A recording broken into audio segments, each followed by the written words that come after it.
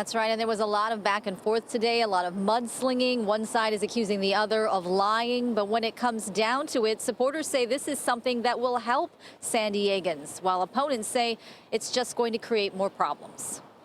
There's 5,100 homes sitting empty for the majority of the year, owned by out-of-state investors, while folks are struggling to afford rent, while folks are never seeing themselves have an opportunity to buy a house, while people are sleeping on the streets.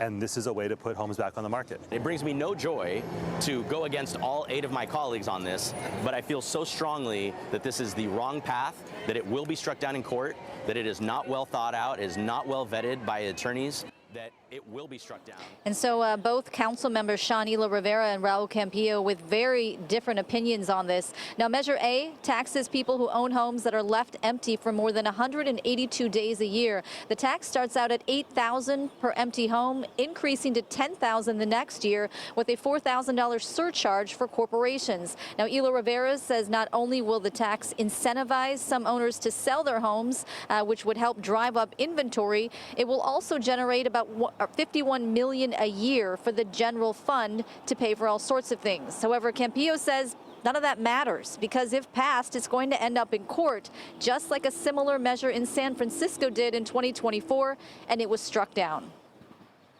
I gave the city attorney's office an opportunity to write and research why they thought this would be a legal tax to impose, and they never got back to me with that. Newsflash, rich people will use every tool at their disposal to avoid paying $1 more to society, to contribute to the betterment of the whole.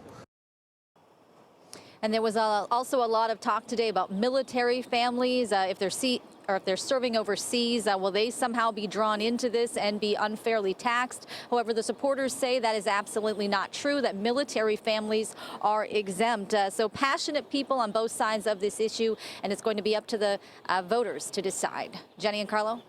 Now, Kelly, let's talk about if this is approved by the voters, when it would then take effect. Yeah, if this is approved, it would take effect in January of next year. However, again, opponents say it's never going to make it that far because it's just going to be tied up in the court system. Yeah, seems unlikely it'll start on January if it does actually make it through with all the court challenges coming. Kelly Hessedall reporting live for us. Thanks, Kelly. We'll keep you posted.